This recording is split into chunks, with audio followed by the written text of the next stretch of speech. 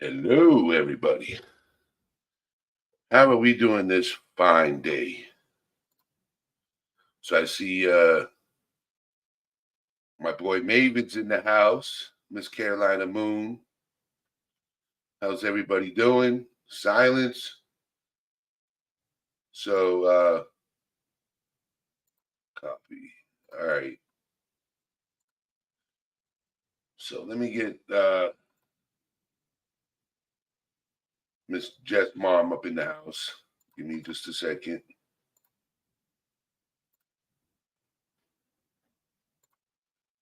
I had to post a link.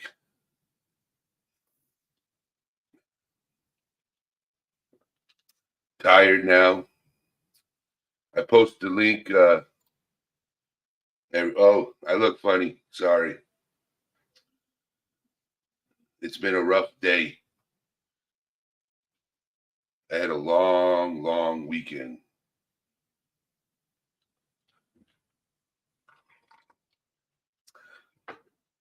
I sent you the link, Jets Mom.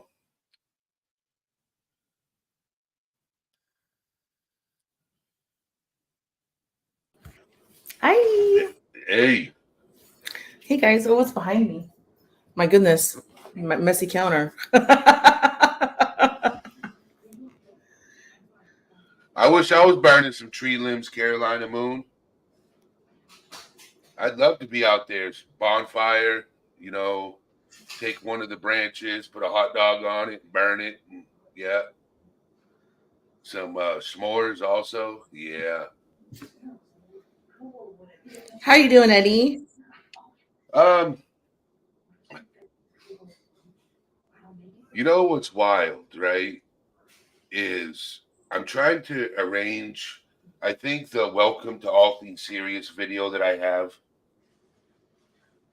I'm gonna get rid of it. You think? Yeah, because the thing is, right, is people are trying to share my videos, and the video they pop up is that one, and they're like, well, this is my friend's YouTube channel, and he's trying to get people. They forget to click on the part that says live, right? Oh, they just see the videos. Well, you can do also the thing where you premiere your lives. So you'll see them and you can actually premiere them. And then I believe they're in your video log on through StreamYard. I'm not perfect at this, but I see other creators do that. Like if we Okay. go live and then you decide that this topic worked really well for like everything you want, like in your video side, then I think you can just push it into, you can change it over. Okay. I think I'm Rosaling is the person to talk to, honestly. Okay. Hey, Jennifer. Jennifer's in the house. Yes, hit that thumbs up button Let's do so we it. can get into the algorithm.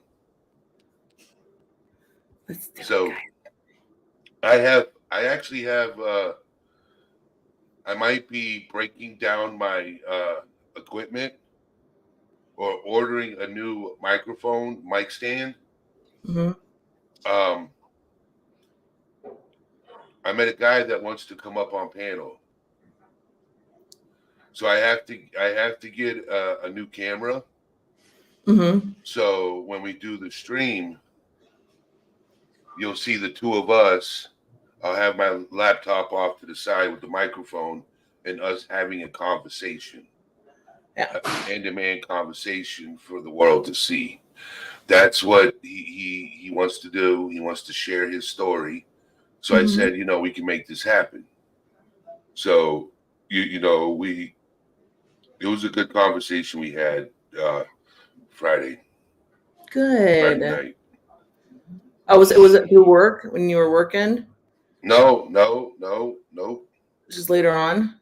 Yeah, an in-depth conversation, really heart to heart.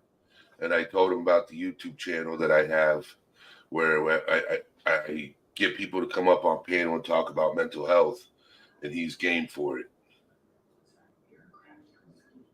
So Aww. yeah, silence. Yes, a good day to burn tree limbs and some leaves. But please remember it allows some leaves to remain where they fall. Many. That's so cute. And we have the person of the animal lover here. Silence. Ecologist, like, if you're an ecologist, would that make sense? Yes, an ecologist. Yes, ecologist. Yes.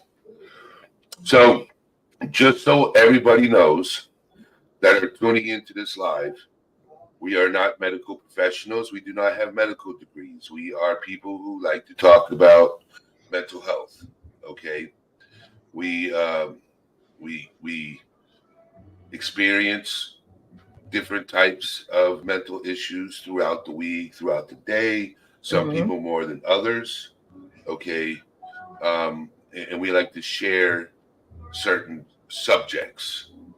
Some subjects might not afflict to us, relate to us, but might help somebody or help you.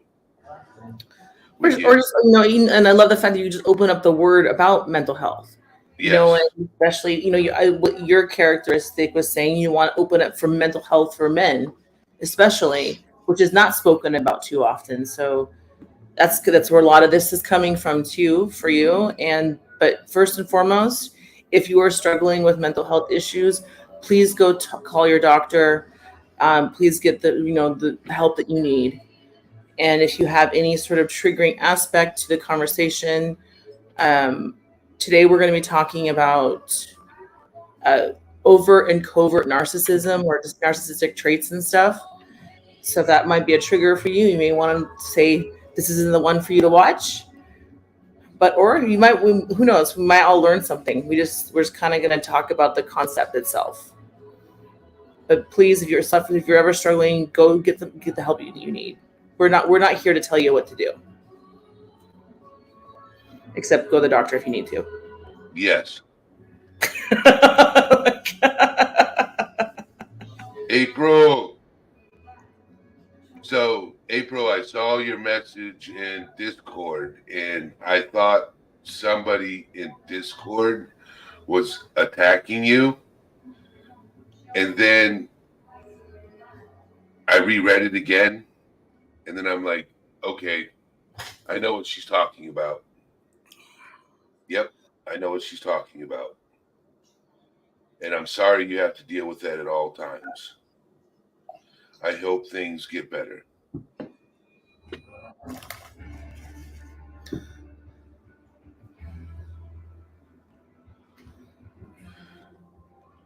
Hello, Shift. Have a good day. Shift. So,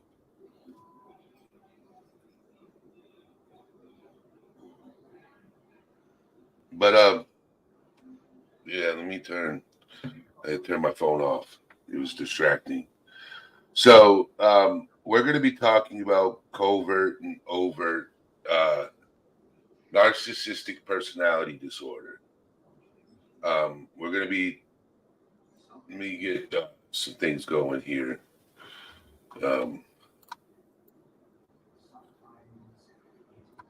I saw a video somebody posted in Discord about it, so we're going to react to that video also. Okay. So we're going to talk about covert narcissistic personality disorder first, and then we're going to talk about overt, because they're different but the same, if that makes any sense. I think the underlining struggles behind the personality disorder within itself is always going to stand the same. It's more about the expressive nature of it, I think. How people actually show it within themselves. It's very interesting. And you may find that you're going to look at people a little differently if you've never heard of covert narcissism in comparison. You know what I mean, Eddie? Yep. Because you might be like, oh, well, that kind of sounds like something. I might actually know a little bit more. So we'll talk about the overt and covert, and then the difference between the two. April said my dad is overt and my mom is covert. That would make sense. I mean, I hope the spectrum of their MPD isn't crazy intense for you, but I think that's pretty common. Is it too loud in my background, guys? Can you hear? Yeah, I can hear it.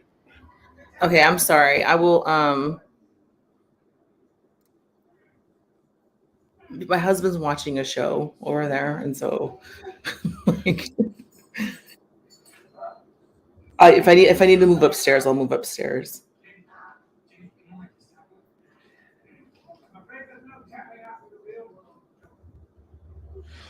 So we could a disorder.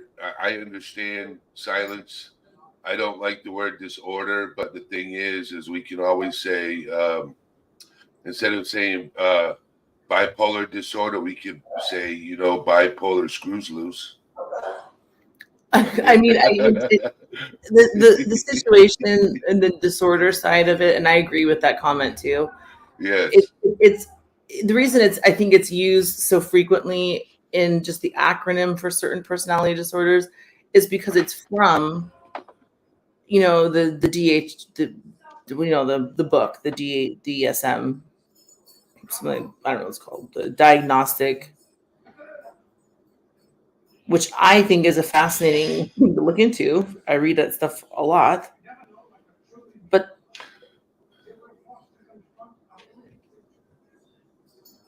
is covert just subtle, or is it hidden intentionally by the narcissist? ooh, that's a good question. So, all right, I'm going to share my screen. Okay, we're going to talk about it, and then we're going to talk about it. Then we're going to watch a video about it. We're going to break it all down so people can get a understanding of what a narcissistic person is, or traits. Okay, subtle traits. And there's also, so when it comes to the actual diagnosis of NPD, just so everybody understands, really in the United States, it's only, I believe it's only 0.5% of people are diagnosed with it. It's generally a much more male populated group. It's, I believe, I can't buy that study, but I believe it was 75% male diagnosed. Now, interestingly enough, what I'm trying to find the stats on, and if anybody finds it, let me know. Most people with the disorder don't get diagnosed. So I think it's much more prevalent. I think we're looking at a much higher percentage than just the diagnostic for the population, especially with social media and all these things that we see these days. It's interesting. And I know lovely narcissists. So a covert narcissist is someone who craves admiration and importance, lacking empathy towards others, but may act in different ways than an overt narcissist.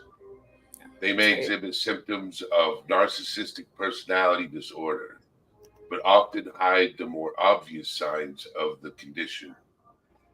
While it can be more difficult to recognize, covert narcissism can be just as destructive as more overt narcissistic behaviors. And I think sometimes the overt narcissistic personality situation, what's called the situation, don't want to offend anybody.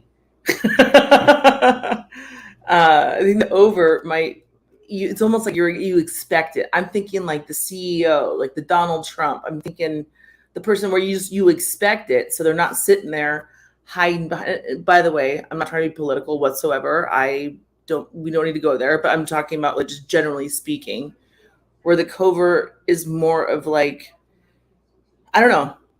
I was thinking of asking a question. What would you think? Have you heard of Amber Heard and the Johnny Depp thing? Who hasn't? Well, I don't know. Some people have it. Okay, so I don't. I always want to just make sure. And I mean, Amber seems more on that mean, she's certainly struggling with some sort of, NPD, but it's so questionable, like whether we would call it the covert or the overt. So I want to see what people think in chat if they're into that case. I know it's kind of a big deal on the social media streams. Yeah, I watched the whole trial. I did too. It was very entertaining. Yes. I have to give a big shout out to Popcorn Planet for covering the trial. Absolutely. Yes. So, all right. So, common narcissistic traits include having a strong sense of self-importance, experiencing fantasies about fame or glory, exaggerating self-abilities, craving admiration, exploiting others, and lacking empathy. So lacking empathy is the big one.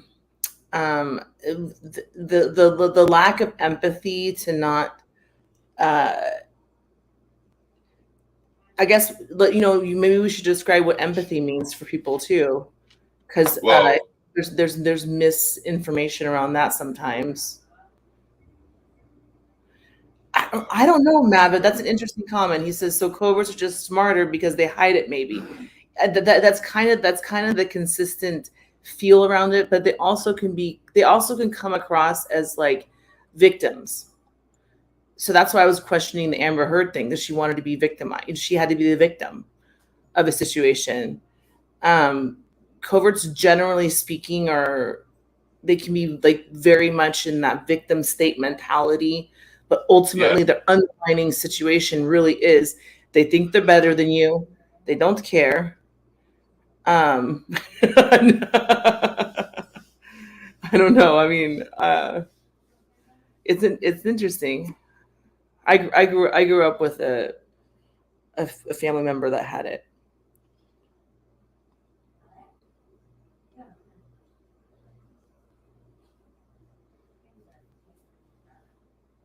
I'm just joking. okay, so people who lack empathy, these are the signs: being extremely critical of other people, blaming the victim, not forgiving people for making mistakes, feeling like other people are too sensitive, not listening to others' perspectives or opinions, inability to cope with emotional situations, lack of patience for other people's emotional reactions, reacting with impatience or anger when frustrated with other people, feeling baffled by other people's feelings, believing that negative things won't happen to you, not thinking about or understanding how your behavior affects other people.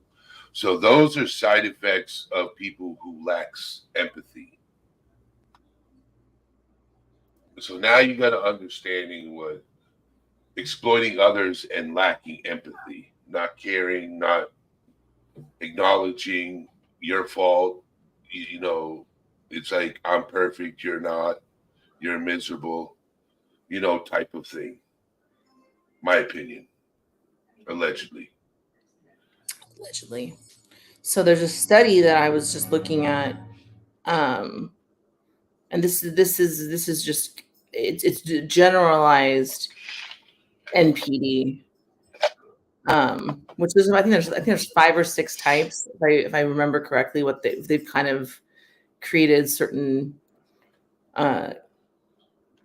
types, but another topic I'm sure we'll discuss later if you're interested, is the borderline personality disorder. Oh yeah, they got 1, 2, 3, 5. They got overt, covert, agnostic, communal, and malignant narcissism. Those are the 5. Mm-hmm. Boy, there's 7 I think types there's of 7 narcissism total. and 4 traits. Yeah, so but there's not considered certain types. Are covert narcissism is harder to diagnose because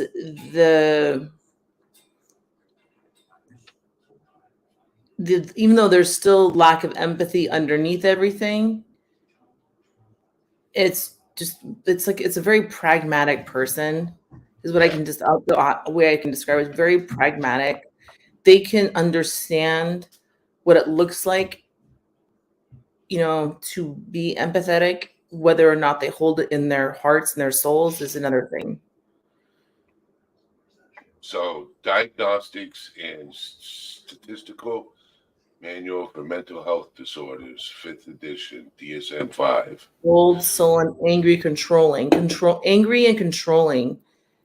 It's the anger can come across as like why are you doing this to me? Why are you doing this to me? Like that's what it looks like from my perspective.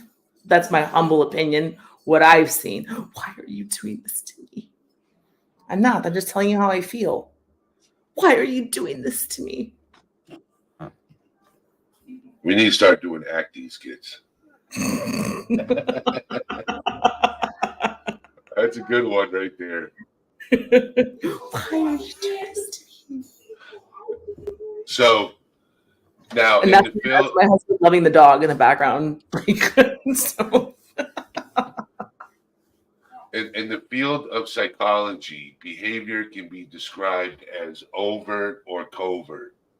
Overt behaviors are those that can be easily observed by others, yes. such as those of the traditional narcissists like a described CEO of earlier. a company, or Yes. like the president of something, or it's like you would expect it from them. So somebody who's covert, it's easier for them to hide it. Ooh, Mavid, that's a great question. Yeah, I can see a lot of people on the autism spectrum being, I don't know. I mean, I have no idea what that looks like, but I mean, that's a fantastic thing to look into. Um, if someone struggles with the parts of autism where they're not understanding the emotional side of it, so they could certainly come off as narcissistic and lacking the empathy side, even though the empathy, my understanding is empathy is still present. It's just the way to express it is not there.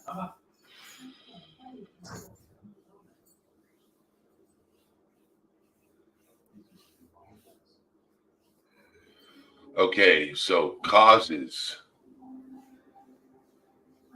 All right, so when considering the behavior of narcissists, it might be hard to imagine how someone could be a narcissist or be be inhibited in their approach and behavior. A covert narcissist may be outwardly self-effacating. No, that's not it. Self-effacing, yeah, or withdrawn in their approach, but the end goals are the same. Causes of covert narcissism. Yeah, and there is I mean, that's interesting. The abandonment's a huge thing for borderline personality as well. And I'm curious what you say next. Let's see what there is a genetic component, guys, and a lot of so this is why I sometimes I feel like all of this is a pseudoscience because they're not necessarily. That's why I read studies. I want to read studies and statistics so I can actually get my own feel on it.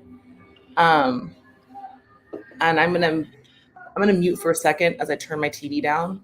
I'm Okay. sorry.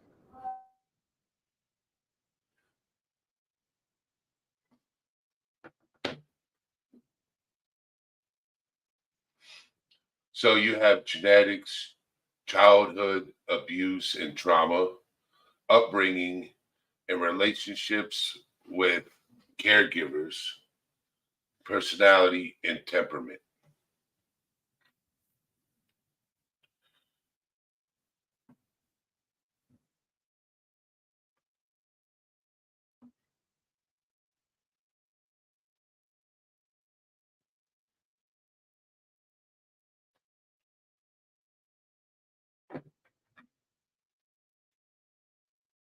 So how's everybody doing today?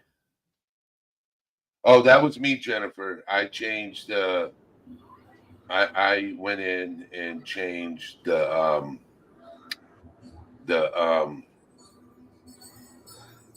yes, I changed it. That was me. Sorry, I'm looking at back in chat. No, it's so in my humble experience is it's been like I don't want to hear about how you feel. Here's money. Don't tell me. Just here. Like here's something. And I'm like, wait, I don't like I want to heal this. I want to step into a healthy relationship with you. I want to take the time to heal this. And it can be complicated because it's just like here.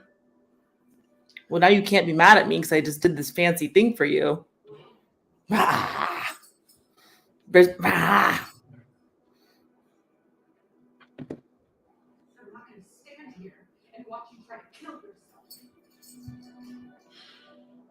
Oh, Oh, I'm that's sorry, why. guys. It's my husband's watching the Umbrella Academy. He's catching up on it. He missed the last season, so that's been his binge for the weekend. And we are like a. I'm sorry, guys. I mean, if I need to move upstairs, I can't. I just don't know how the internet's gonna go. Pretty sure it works fine because I'll be right on top of the internet. On top of the internet. I didn't know you could get on top of the internet. On top of the internet, like where it's plugged in next to the thing. I'll be on top of the On router. top of the thing. I don't know. The router? It's just funny how you said it, okay? I'll be on top of the internet. Oh, I guess yeah, that does kind of sound kind of silly. So, one study found that people with narcissistic personality disorder are more likely to have grown up with parents who were highly focused on status and achievements because they were more often made to feel superior to other children. Keeping up with the Joneses. Welcome to the 80s, bitches. Yeah.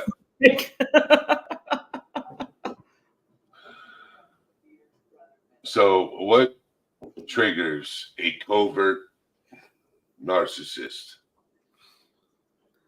Okay, being ignored, feeling disrespected, threats to their ego, feelings of shame, being around high status people. Oh, there you go, high status people. Oh, interesting. Feeling less attractive or less educated than others. Having less of something than others. Not getting the attention they think they deserve. Jealousy, lack of control. Okay, but go look at those. Look at all of that, guys. I mean, at the same okay, this is the trigger, right? I mean, this is what's scary about, I think, about a lot of when we talk with these discussions. Every single one of us can look at that and be like, on some level, feel like, okay, well, maybe we're all covert narcissists then. You know what I mean? Like we all must have these disorders. It's not what it's saying. This is like the strong triggers, I guess, for the narcissistic reaction is what they're like kind of implying. Because I mean, no one likes feelings of shame. No one likes being ignored if they're feeling ignored. It's interesting. It's just I always find these kinds of lists so interesting because you're thinking like, oh my god, I must have narcissistic personality disorder, borderline personality disorder, and I must have bipolar disorder. I have everything. Because you read these things, but it's because that seems so human. It seems very human to me personally. And it's the overreaction, April. Absolutely.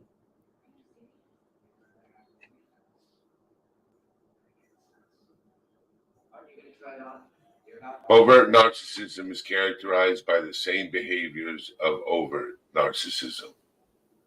Okay, that's a recap. All right. So now we're going to do overt versus covert.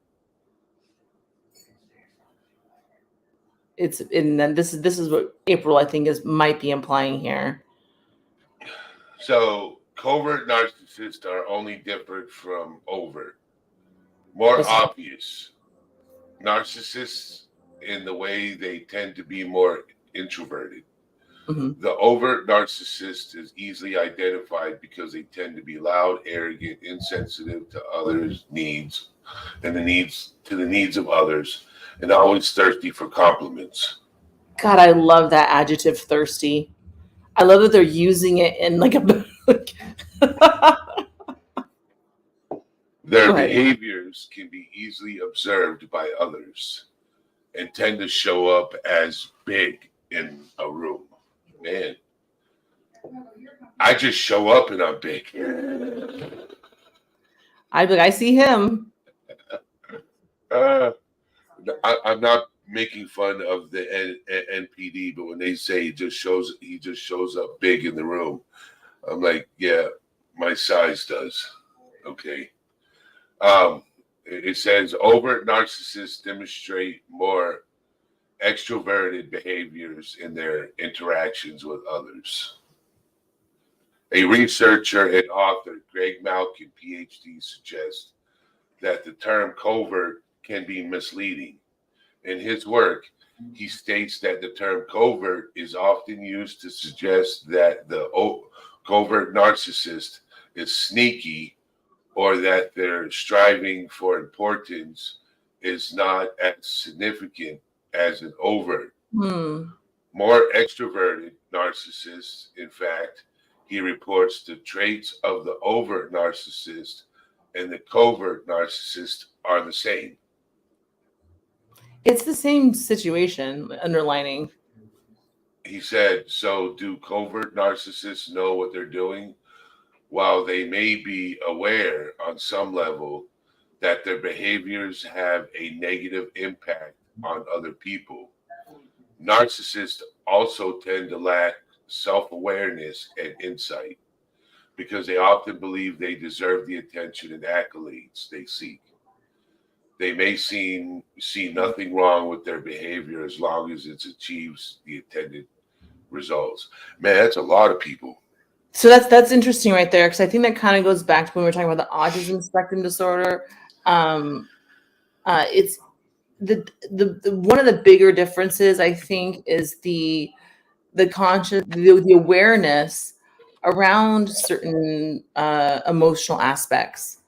It wouldn't necessarily be the difference standing. They're not. It's like more of an expectation rather than a victimization. Because ultimately, the people struggling with NPD, they're constant victims,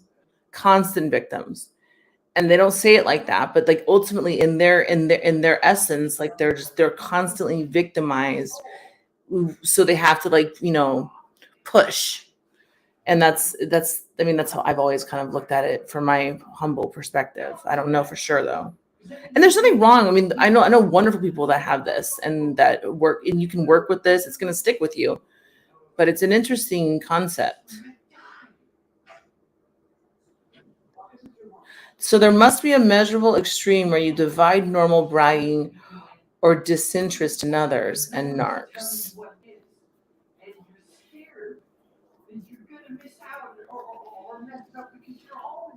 That's a good question.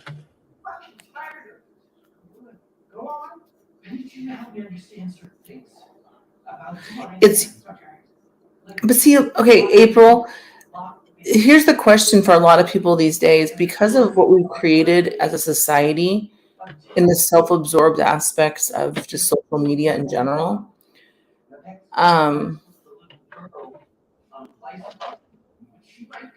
There's so many things we can talk about, Eddie, in the future.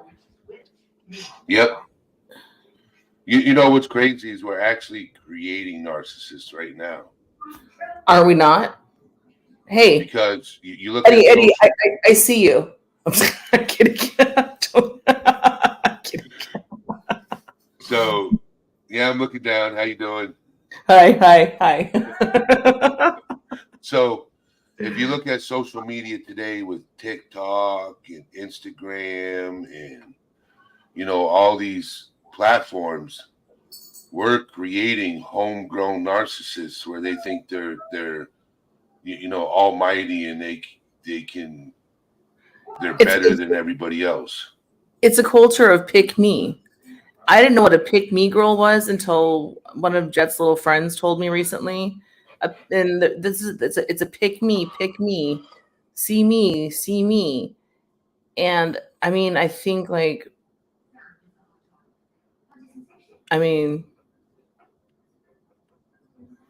that's what it is, right? Though. Yep. Look at mainstream media as a whole. They control who we see as popular and who we don't see as popular.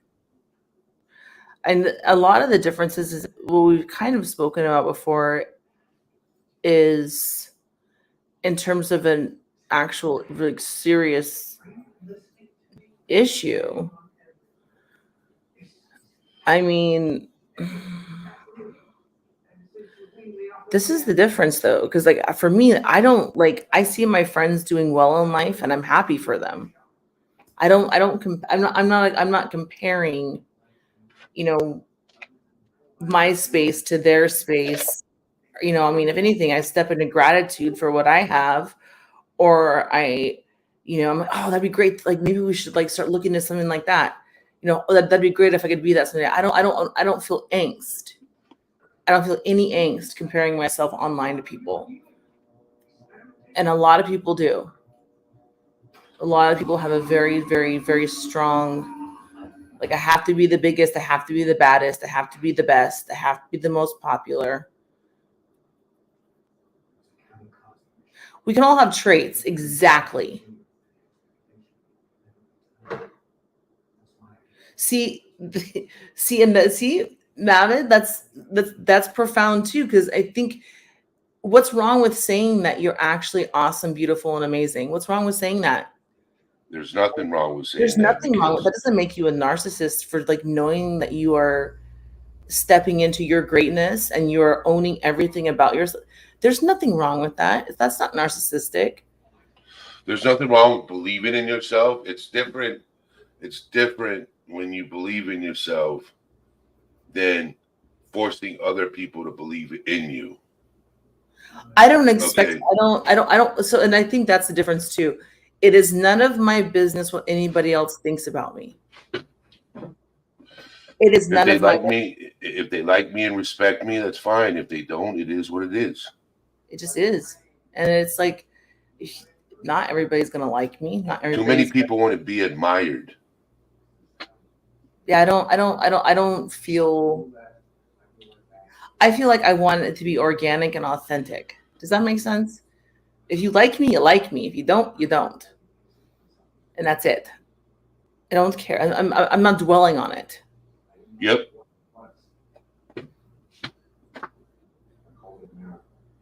Oh, he says he was joking, and I totally agree with you.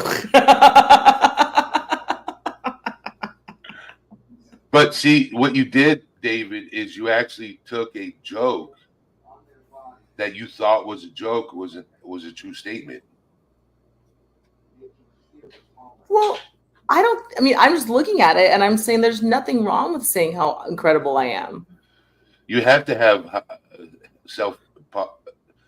high self-esteem for yourself, okay? Because if you have low self-esteem about yourself, you're going to be so negative about who you are, what you are, everything. And I don't know. I mean, that's so it's almost like sometimes they describe like the NPD as, essentially someone with good self-esteem. I mean, it kind of sounds like it sometimes when you read certain things about it. Yep. And the underlining stuff is what we need to dive into, I suppose, because ultimately, I think the underlining internal issues that the struggle behind the people that struggle with this is it's going to be the abandonment issue we talked about. It's going to be you know what? Okay. Think about the Mean Girls, or can I say that? Because I know it's like Mean Girls. Think of Mean Girls back in the day, or the bullies. I mean, if you look at certain characteristics with them, like ultimately, like now that we're all adults, you can look at them and kind of be like, "Oh, baby, you are not a happy little person," because hurt people, and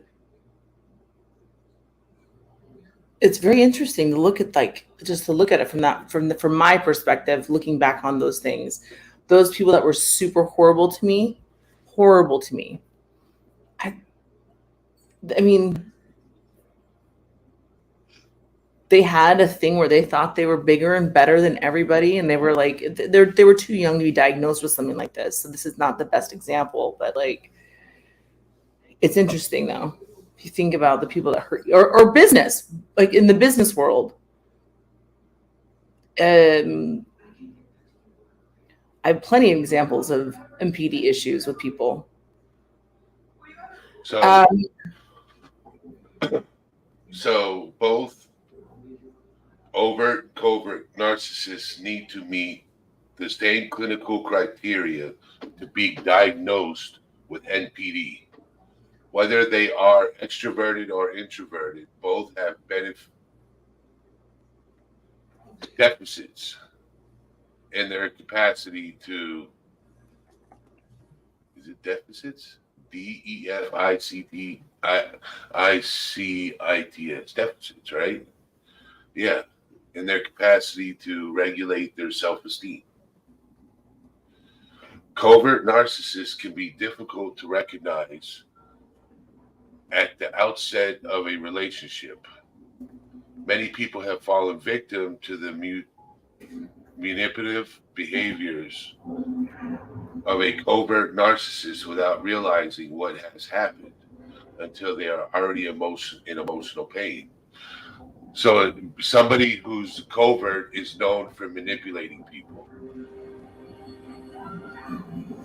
It might be more accurate to suggest that the extroverted overt narcissist would be a lot easier to see coming than an introverted covert narcissist. In relationships, covert narcissists cause hurt due to the sense of a lack of partnership or reciprocating. You know, like if I show you respect and you don't show me respect in return, or you love me but I don't love you the same way. You know, there's a lot. Yes, very manipulative. Yes.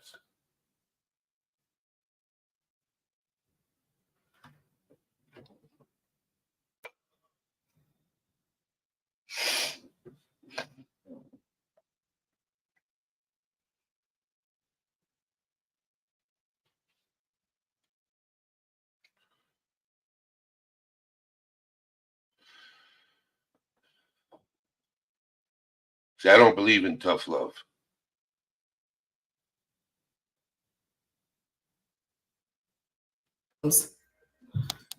Oh, so you moved. She it was she hasn't moved to her grand piano. it's a baby grand. Baby grand. Baby grand. It's still got the word grand in it. It does. It's just quite grand. Does that make me narcissistic? I don't know.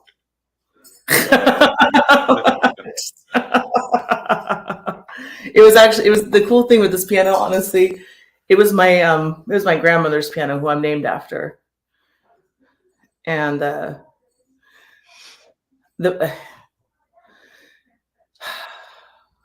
I could buy a whole brand new piano for as much as it cost me to get it fixed. So am I going to do that? No. I want this one. So I'm going to spend the money to get it fixed so I can make music on it. So how has anybody in here got questions? Does anybody in here got questions before we keep going? because there is a lot about a narcissistic person. There is a lot.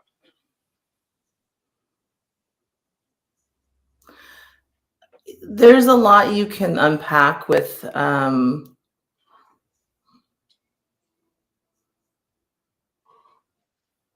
Somebody who's self-centered would be a narcissistic person. they would call you might have some traits if you're super self-centered, but isn't that society these days? Pick me, look at me.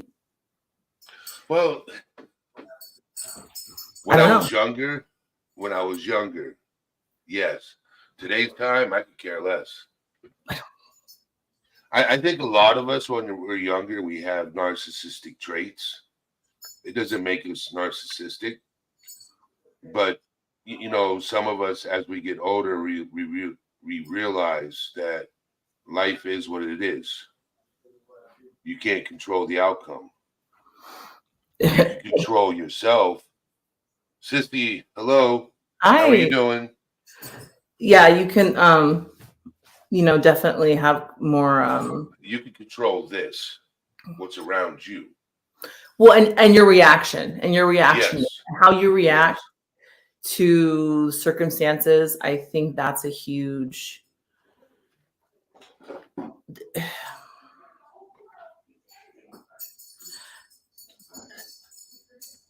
I don't know. I think sometimes diagnosing people on some of these personality situations is kind of drastic, because they say that if you have NPD, you will have it for the rest of your life. It is built into you or ingrained, which makes you think that it must be a genetic thing.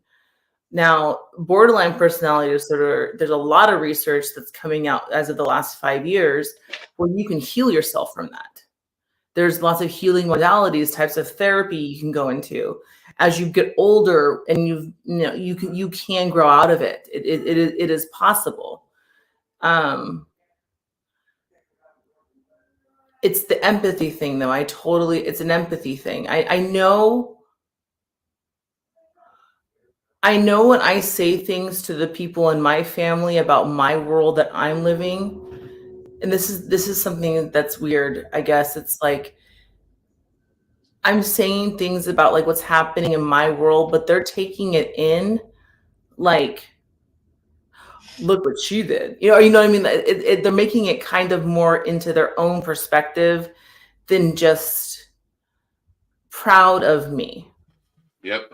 Or it's more like, oh, well, look what, so look what I can go brag about and say things. And the part of it's normal, I think, in certain levels, but some of it is just very, it makes it hard when you're going through something. When you're really going through stuff in life, what's hard with the covert narcissistic personalities and just narcissistic personalities is, regardless, they're not going to listen to you.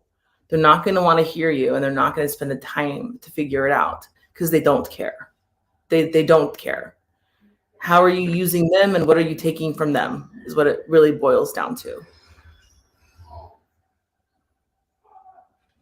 No, it's not quite like, I mean, I think there is something about like the lack of empathy, but it's not sociopathic in the sense that they physically cannot. Because they can like do it second-handedly.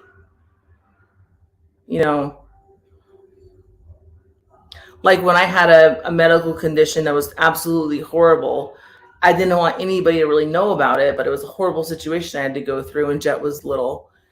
And all of a sudden, someone in my family is calling me and going like, oh, well, I had something that happened to me a couple times.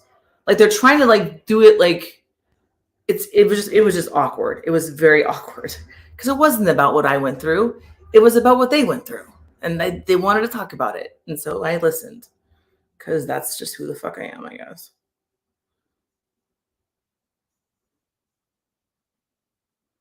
Oh, I just got some information here too.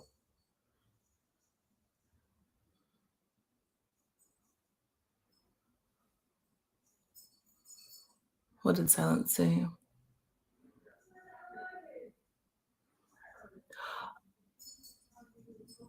Now, okay, no forgiveness, never forget what you did a decade or 2 decades ago.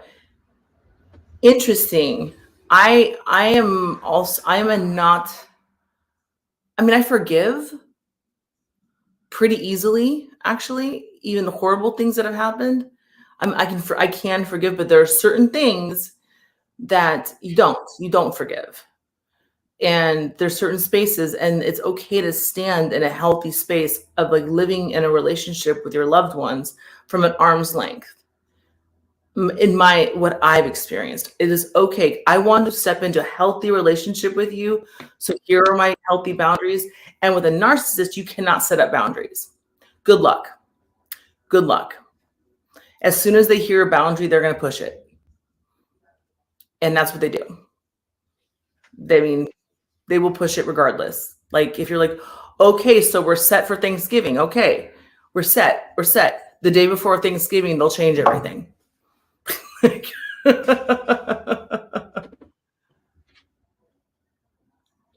Let me see.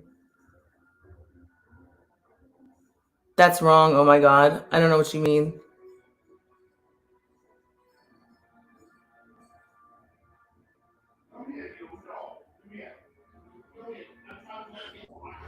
There's a lot of that happens too. Like the kind of gaslighting around the families.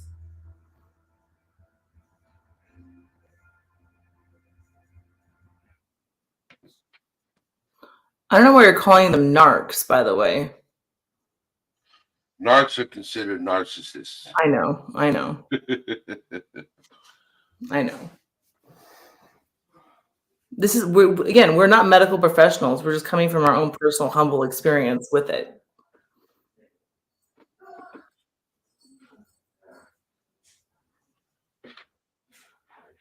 Do you know Marcus? Maybe drop him a link so he can express himself.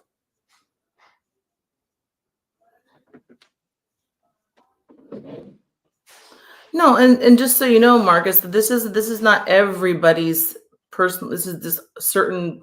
This is not a medical channel on this. No, but what we're reading and talking about is actually from a PhD doctor. Okay, so a medical professional. Like the information that's on what I'm showing and sharing is from a medical professional, and they actually have links to where they get everything from. That's what we're showing. We're not professional. I'm just saying that's what they're saying. Okay. So, Marcus, I will send you a link.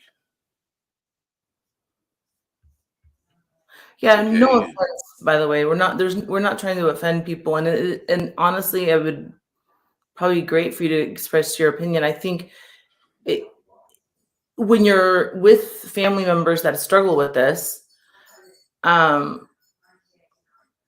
it would make sense that you would have a reaction, or this could trigger you. So again, like that's not obviously the intent here. Let me find the doctor that wrote this. And then He's we'll do mad. some research on him. Okay. I'm sorry that we upset him. Copy. I'm going to do some research on this doctor. I mean, I'm impressed that he admitted that he has the diagnosis, and that says a lot. So maybe,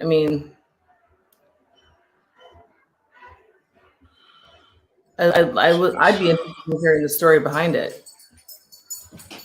All right. It is a tough topic. So this is Dr. Craig Malkin. He specializes in narcissism. Okay, he's got books all about narcissism, rethinking narcissism, the narcissist test. Okay, so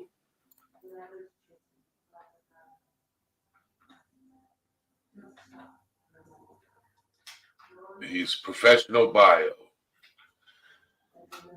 He's a Harvard graduate, a licensed psychologist with over 2 decades of experience in helping couples, individuals, and families. Okay, so he's also a psychology instructor.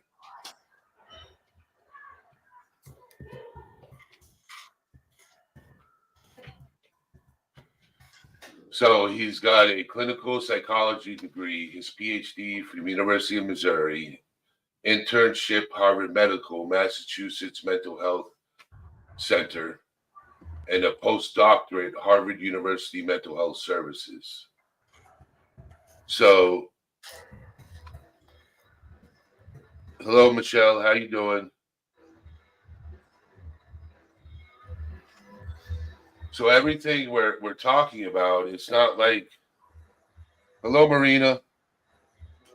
So everything we're talking about, it's not like we're talking about it like we're professionals. Mm-mm. Like I said at the beginning of the live, we're not professionals. I grew up with a covert narcissistic situation. But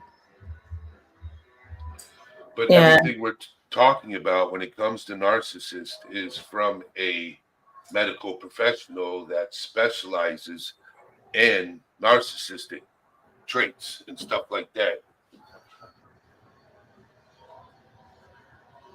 yeah, and I don't blame him for being upset by that, because I was kind of, if he would have been here earlier, he would have heard me say, I mean, we're just reiterating information. That's all. That's all it was. I'll send you the link. Give me a second. Yes, if you're friends with him, please just tell him that this is not trying to be offensive whatsoever. There is misinformation about it. And I think what I may have upset him was when I said that there's technically no cure for it. That's currently what's sitting in medical journals right now. Now, I will say this, that on that note, there are some studies right now, and one in particular, depending on, they're basing it more based upon trauma onset. So like a trauma onset caused disorder with familiar family history is what it was. And there is some research now that's coming up that's where you can start going on the more like some healing routes with it. And a lot of it has a lot to do with just understanding yourself and being in a space where you want to understand yourself. And because it is a spectrum, it 100% is a spectrum disorder. It's not like everyone does this, everyone does that. I mean, it's kind of tricky to get diagnosed with those, my understanding. What about yours, Eddie? It's not like you can just qualify on the DSM for it. Like, you have to have quite a few characteristics. Let's look that up.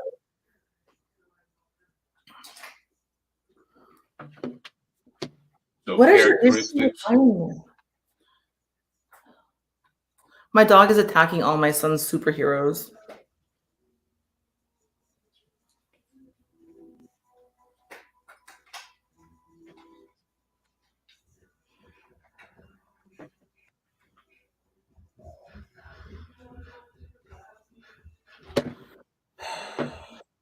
All right, I sent him the link in Discord. And I'll jump down if he jumps up. I'll hang out in the back, so you guys can have the man-to-man combo.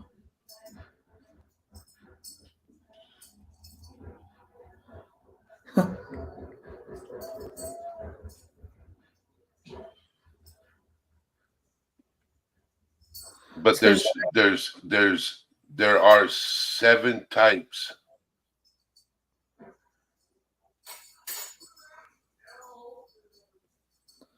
It's crazy how they have it like. So the MPD is removed from the DSM.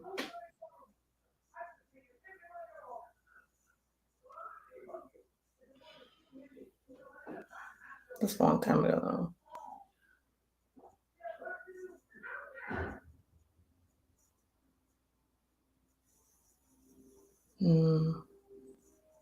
Okay.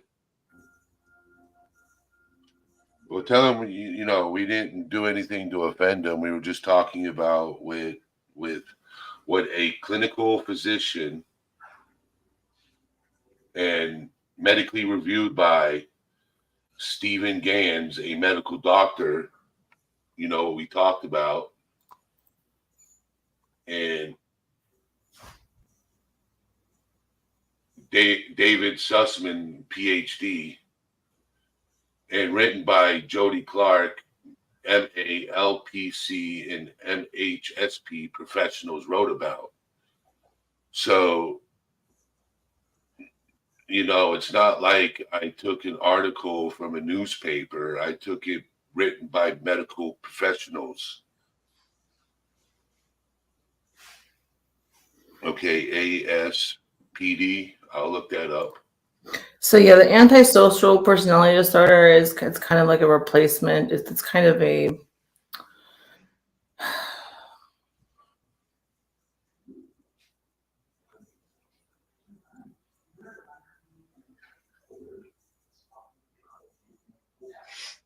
So a person with antisocial personality disorder be able to act witty and charming, be good at flattery and manipulating other people's emotions.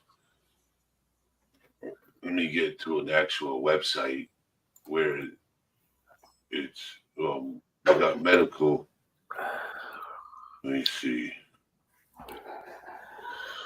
Who's this by?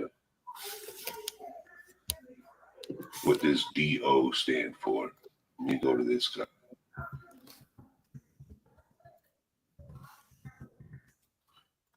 Read more.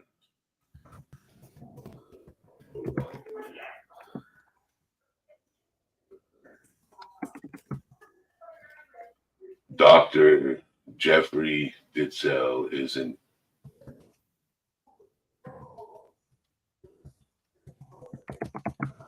So isn't ASPD connected to? it's more behavioral focused than actual. I mean, Okay. that's my understanding. I could be wrong about everything. Just so you guys know, this is just opinions. And I personally feel bad that I upset somebody, so I'm sorry about that. So you got Margot. That's someone you want on panel. Her voice is amazing. So, in contrast to the person with MPD, the person with ASPD may not have as great a need for the admiration and envy of others.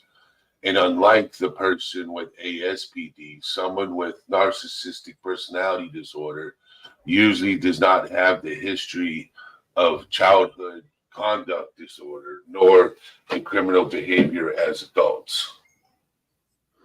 I mean, so it's called a cluster B personality disorder, and that includes antisocial, borderline, and histrionic.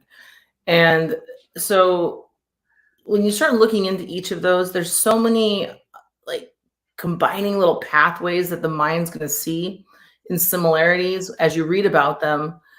I mean, it's got to be a difficult thing for anybody to diagnose on so many different levels. The grandiose personality is kind of like when you think of like the average narcissist, like your CEOs of companies, your guys with that have the biggest balls, like that kind of thing. Like that's what you think about. A lot of people think of, but that's not necessarily true because you have other traits of it. They may think that inside, or they may have a certain je ne sais quoi kind of. I don't know. I mean, I hate to even say they now. Now I feel really terrible. I don't want to talk about this anymore because I upset somebody. It happens. Certain subjects are triggering to others. Okay. That's why, like people who struggle with these things, like I said at the beginning of this, we're not medical professionals. We're just bringing things to light so people understand them. Okay. We're not calling people narcissists. We're not saying everybody is a narcissist. Or there's anything wrong with it. It just is what it is. Yes. And we're discussing it from an opinion-based realm. This was the good one that actually makes sense too. Excessive admiration that is never balanced with realistic feedback. And Whoever wants to come up, I'm going to drop the link in chat. Yeah, go ahead, guys.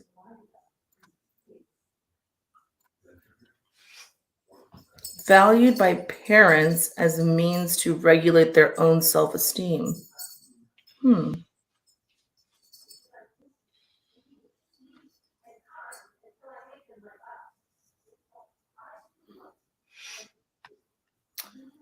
And these are more factors that cause NPD, is what they're saying. There's a research study I just read too that said that. We got a new guest up on panel. Hello, can you hear me? Yeah. Hi. Hello. Yeah, he just went to go take a walk to calm down. You didn't upset him. The whole subject, like, I don't want you to feel like you're the one that upset him because he's been like this all day. Okay. And like when he sees something that doesn't align with what he thinks, Yeah. it tends to set him off. So. Well, and it can, though, and that's part of it too. Is it's like, you know, you can be oversensitive. Yeah, that's the vulnerable. When they're in the vulnerable swing, sometimes he's grandiose, sometimes he's vulnerable. It just depends where he's at. So I smile at that because I was actually talking to Kelly. Hi, Kelly. Hi, Margie. I love you. I was just talking to Kelly about it, how I said something mean to somebody that I know struggles with MPD. And instead of like being concerned about me and like the actual topic at hand, they were way more concerned about what I said that wasn't even necessarily like the truth. You know, like they were way more concerned about like, they don't like me. Oh yeah, they're very afraid of being judged. Very, very afraid of that. They don't like me. That was really they have to be liked by everybody. That's not the point of the conversation. That was not the point. I'm just telling you the truth is like you need to put more importance into like our relationship instead of that relationship, because it makes no sense, because they don't care about you as much as I do. And I just didn't say it like that. I said it like they don't like you. So yeah, and that hurts their ego, and then it's on from there. And as soon as the ego, I was like, oh, I shouldn't have said that. You didn't upset him. He sees an article, and I think just the article itself, he didn't even read it. He just saw it, and that's wrong, and oh, I'm so sick of this shit, and stormed out. So I always do my research about who I'm talking about before I even talk about it. Yeah, no doubt. I'm not saying you don't. With him, he's got his list of people that he considers experts, and anybody that's not on that list, they're nothing. Oh, I would like to hear about that. That's just how his mind works. Yes. Oh, and also statistically, generally speaking, people diagnosed with MPD on IQs. Let me find you that statistic, because that is an interesting one too, and it makes sense. They generally have very high IQs. And it's interesting, because the question came up earlier about the autism and MPD. If I started reading again, my IQ would go through the roof. I mean, I do. Eddie and I came up with, we were just talking the other day on the phone, and we're like, yeah. Let's talk about this. So of course I jump into a rabbit hole of it, because it fascinates me. This stuff fascinates me. Well, I've known him. I've known Marcus for, God, 18, 20 years. And I knew him before he got diagnosed and after he got diagnosed. And it could completely two different people. Once he started treatment, like he had the narcissistic collapse. Once he got diagnosed and found out he was a narcissist, it just messed him up for a long time. Which is why sometimes I think that some of these pseudoscience of personality disorders, I think they just don't have enough data. Because even when you look at the actual studies themselves, you look at the subjects and the people and how they study, it's very, I don't know what it is with mental health, but they don't ever have large studies.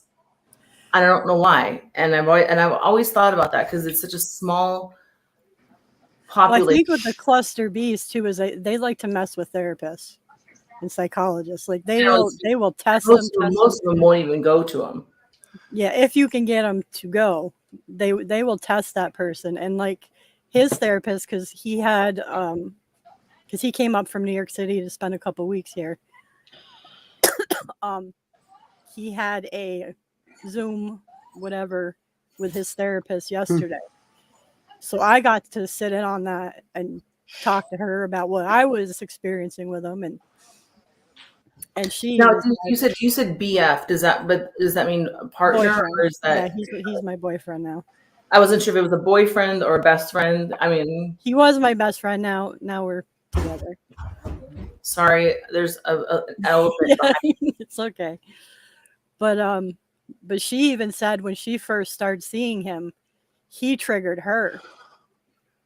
And she had a really hard time with, and I'm like, yeah, he can, because when I first met him, we didn't get along at all. We butt heads, but we had the same friend group, so we had to deal with each other. But anything, and like now, like I have to be at his level. I can never put myself above or say anything to implicate that I'm above him, or I automatically go below him, and then it's a disaster. That's when the arguments start, and it just goes round and round and round and round. That's why that's why they say it's difficult to date people with mental health disorders. You know, I would say that there's definitely difficulty involved in everything. You know, everybody's going to carry traits for certain things because at this point in time, I mean, just look at generationally. They didn't have TVs until what, the 40s and 50s. No. You know, and now we have this continuous access to everything. It's called this right here. It's crazy. And I remember someone saying, like in the 90s, oh, you know, in a couple of years, you're going to have everything on your phone, a whole computer. And like, yeah, right. Yeah, right.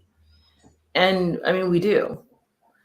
Everything is kind of just going bigger and better and faster and smaller. And so when it comes to like diagnoses, like all of this stuff, I'm always going to say at the back end, I think some of it's a pseudoscience.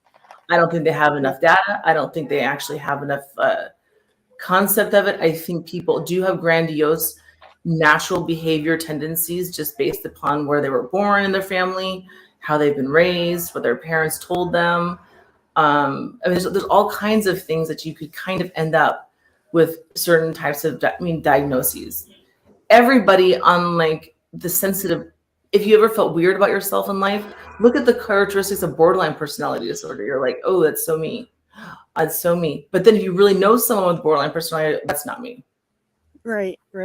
And So that's kind of like he's always trying to make that point. Like, just because you read it doesn't mean it's true. And he'll just go off on a tangent. No, I don't blame him for being upset on that level. And I'm sorry if I'm offending anybody with what I said, but like borderline personality disorder, when someone's really struggling with it, like they literally walk in a room and you can feel it. You can feel like for someone that's like me, and how I live life, like you feel it, and you know there's something. It just feels off, and that's how I am with it. And there's nothing wrong with borderline personality disorder. You can get help for it as well. And I think they're going to come up with some different characteristics for NPD, especially if you're on the depressive side of it. There's a lot of help, and I think a change in diagnosis would come with that too, is what I'm reading. Yeah. There's no cure for narcissism, but like he says, you can go, like he's trying to achieve remission, almost like it's a disease or like cancer. He said that's the way his therapist talks about is you can go into remission from it. And that's the part that I don't understand. Yeah, yeah. So okay. I did. I'm so sorry, Eddie. I closed stupid tabs on my computer the other night because I had an issue, and I So did all what you do, so we stay connected. If you come across any links, copy and paste them and post them in our copy and paste them and send me the link so we'll both have them. Yeah. I will say I don't walk on eggshells around Marcus. He can tell you that. I do stand up to him, and if he starts poking at my boundaries, I push back. And he actually respects me more when I do that than if I were to just cower away from him and whatever. That's cute. That right there is like key. Like no wonder he's upset by what we're talking about. If he's been diagnosed with something, I mean, it could be a misdiagnosis because if he's actually doing well like that, and not like trying to. Well, like I said, he's been like 5 or 6 years. I think he said he's been in therapy for it, like intensive. He goes twice a week. He has therapy twice a week. Yeah, and so borderline personality too is also, it feels like you're walking on eggshells as well. It's very similar to MPD in that sense. And also, what's it called? The bipolar. That's another one. And depending on where the person, if they're struggling with it in certain areas, it can be also feel like everything you do, you're walking on eggshells. Mm-hmm. Yep. You don't know when they're going to fire off at you. Yep. You don't That's what I struggle with. Said, or like what you're. She's looking directly to the left and she's staring at me and she's like, yeah, he's got it. Hi. Not you. No, it was like, no. I have bipolar. With some, like I said earlier, like it being a spectrum, with some narcissists, putting them in their place is not going to work. It might work for like 5 minutes. No, it will not work. It will not work for many people. When you're on the far end of the malignant narcissist, that's a whole nother ballgame. And malignant narcissists are so interesting. And I find them fascinating on certain levels. Generally speaking, in people in general, there's a lot of interesting things there. Because the IQ is usually above 115 when you're diagnosed with this. So you're 115 usually to like 135. And you're highly intellect. Well, I guess IQ is not about intellect. It's a lot to it, but I don't. Anyways, never mind. They're very observant and like very afraid to say anything right now. Don't be afraid. You didn't. He's out walking. He's fine. Hopefully, he doesn't get lost. He won't. He'll figure his way home. But yeah, you didn't upset him. I think it was just seeing the article because, like I said, he's got that list of people that he considers respectable and knowledgeable, and anybody outside that list, if you talk about it, that's what sets him off. So I think he already came in, saw the name on the article wasn't aligned with who he respects, so that just set him off. And that happens. They are scary. But yeah, so IQ testing, you have to actually go have it done by somebody that can perform the actual test itself. It's quite a lengthy process, but they use different genres with it. It's interesting, that's for sure.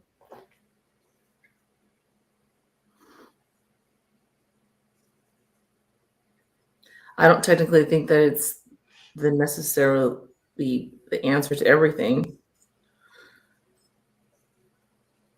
Do you guys like taking personality tests? I think I've only taken one of the Jung ones to find out if you're INTP or whatever. I'm an ENFP. I'm IN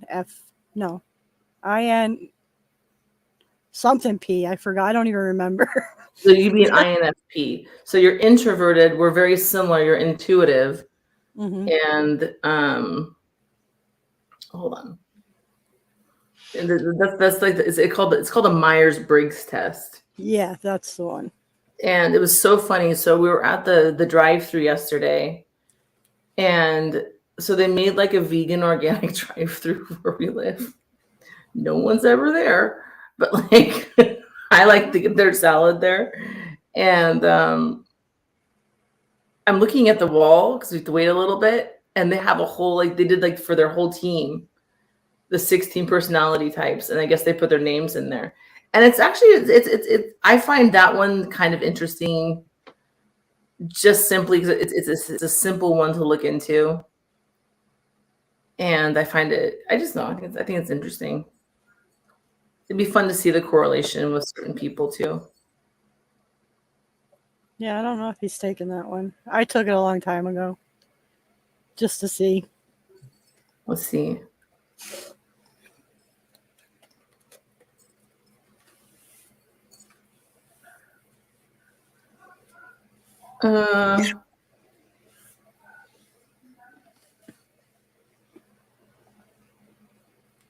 So we're intuitive feeling types.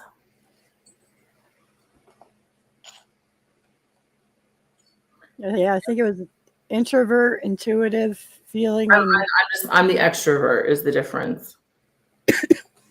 What was the P?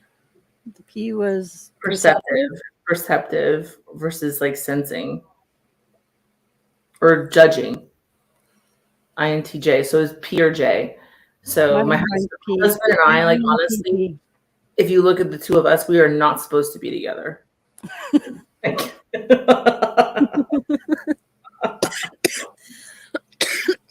we're like so opposite, it's not even funny. Oh, sorry, I have a cold. Oh, it's coming to the change of the weather, does it? You know? Yeah, it'll be like 30 degrees in the morning, and then it's 80 degrees in the afternoon. Are you what time zone are you? Eastern. Are you in the Northeast? Yes. So am I. I was going to say, you sound like my weather. Yep.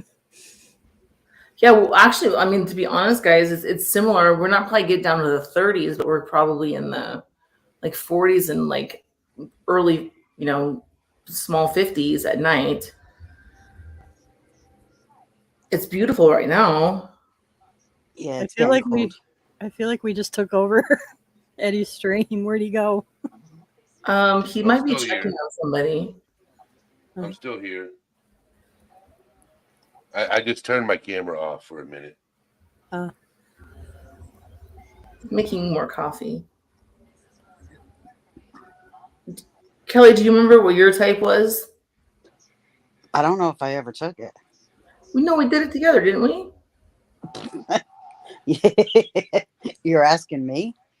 I did. We did it like 6 months ago. It was fun. Oh, you expect me to remember that?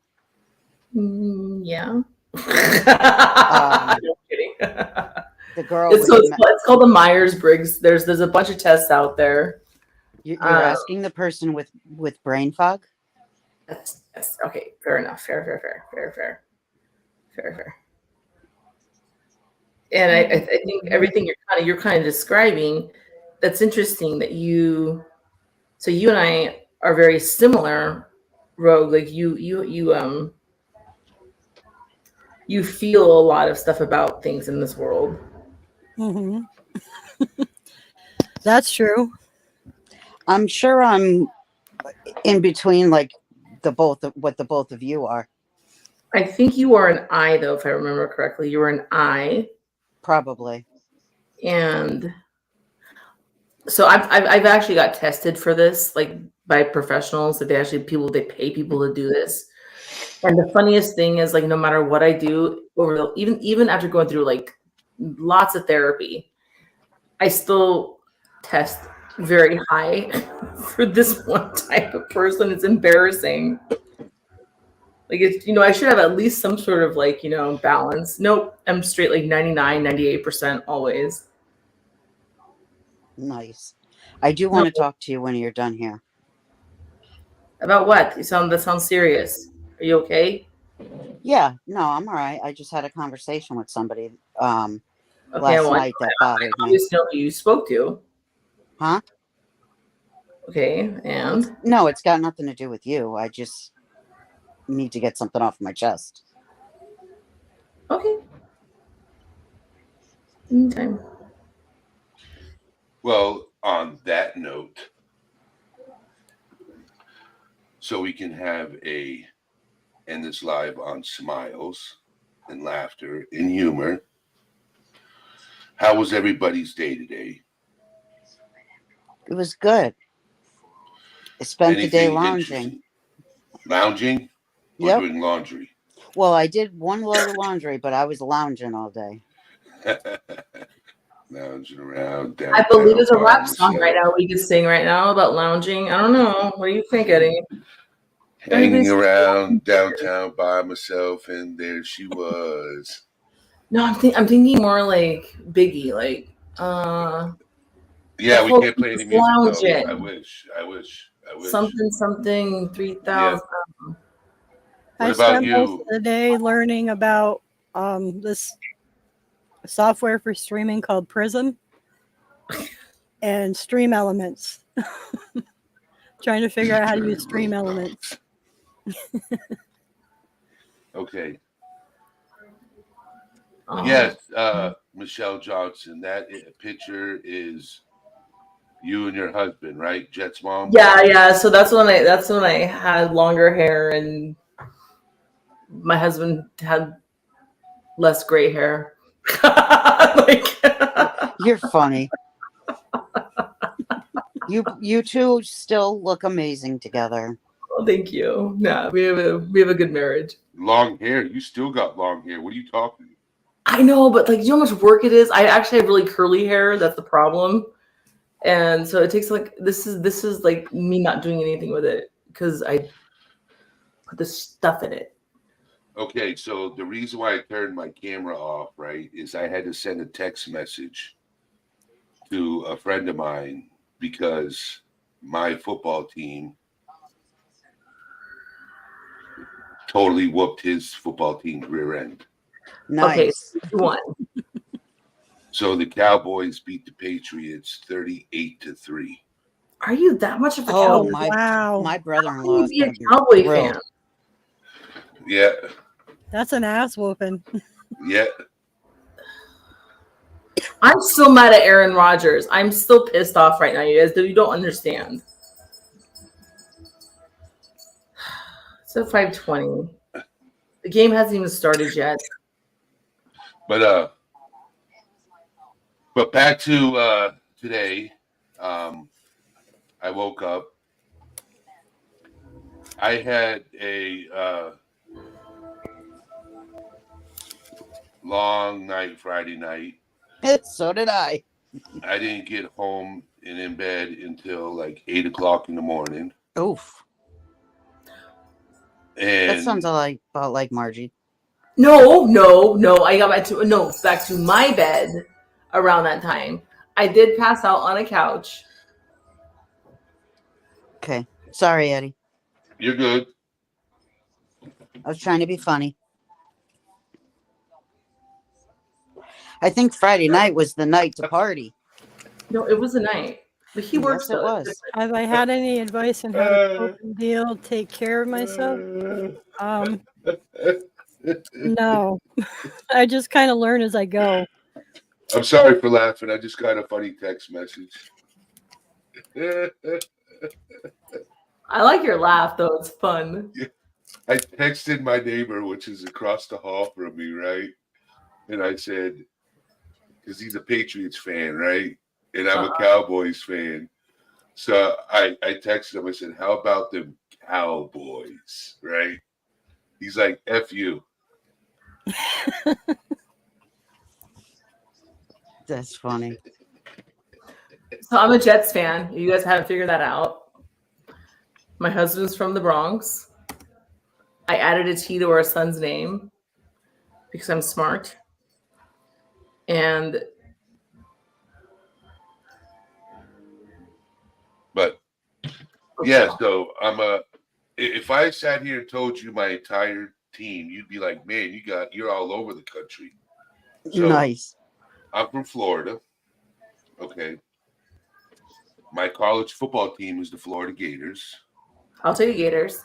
Okay, because I grew up in Gainesville, Florida. My favorite baseball team is the New York Yankees because my whole family's from New York, like generations. Like I could take you back to the 1800s. That's how far back my family goes in New York. And then you go to Chicago, the Bulls. You go to Texas, the Cowboys. So yeah.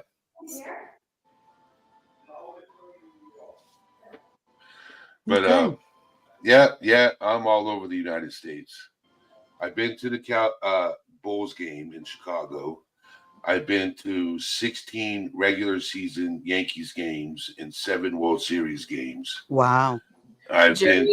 Jerry was raised next to the actual stadium. Which So one? The old one? Yeah, the old one. Yeah. So his dad used to take, or his grandpa, excuse me. His grandpa would take him to every game growing up. I mean, it's something when I talk to him, I think we're going to get Kings tickets. I'm going to get season tickets for the Kings for me and Jet. And because Jerry's not basketball, I'm the basketball. Like I'm the hardcore basketball mom. Oh yes, you are. And Kings fans, just so you know, it's like being a Jets fan. It's very similar.